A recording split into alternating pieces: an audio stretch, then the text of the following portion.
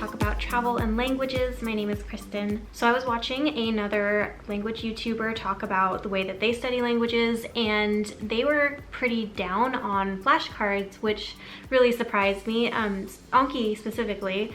And you all know I love Anki, I use it all the time, and I love my flashcards, and I talk about those all the time and how like you should do them every day in my opinion. So this really surprised me, and as she was talking, I realized that she is talking about doing flashcards in a different way than I do my flashcards. So what she was talking about was kind of just one word flashcards, where it's just one word and then you have the translation. And if we are talking about that kind of flashcards, then I do agree, I don't think that's very effective. If you just download a Anki flashcard deck, that's probably what you're going to get.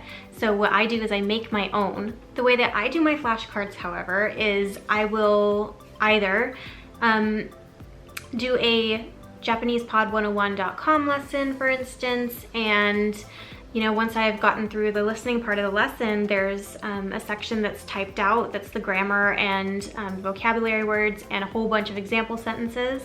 And I just copy that entire lesson, the whole grammar lesson, all the example sentences, and I put it in my flashcards in one flashcard, basically. So, you know, maybe I don't need to read the entire thing every time that I do this flashcard, but, you know, skimming it allows me to refresh my memory of every grammar point that it talked about and shows the exact way to use the grammar or phrase or even the vocabulary, you know, what situation's appropriate to use that in. And that, giving all that context behind the word or the grammar is going to stick in your head better, and it's going to allow you to actually use that word in actual conversation. And that to me is really, really worth it, and that's why I really like making flashcard decks and using them. For instance, there was one time in Japan where I was talking to someone and I couldn't remember the exact way to say something, and I knew for a fact that I had learned that before in Japanese Pod, and I knew it was in my flashcards, and I just hadn't done my flashcards in a little while.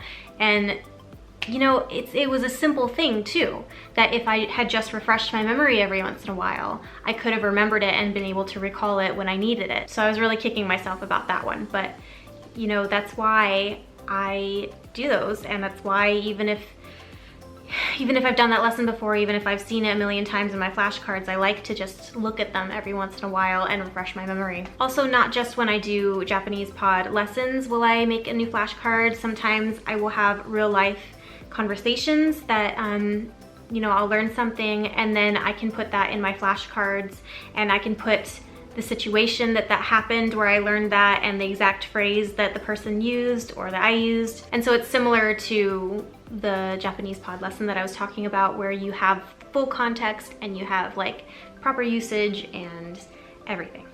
And I'm not saying you can't do your one-word flashcards with their definitions, but especially at first. You can do that at first, especially. But as you go along and you're actually talking to people, I think that it's super important to give yourself full context. At least have example sentences though when you're putting those one-word definitions in there, because as you go along, you might realize, for instance, that you were just learning the transitive version of that word, and because you have the example sentence in there, you can realize that it was a transitive version of that word, and then you can, you know, expand your knowledge from there and, oh, what's the intransitive version, and like how would I use this based on what you're further learning. But if you just have the word and definition, you would have to like look up those things. And so that's why, based on my personal experience, I do really like flashcards and I do still use them. But I'm sorry if I confused anyone from previous videos when I was talking about flashcards and not explaining myself, because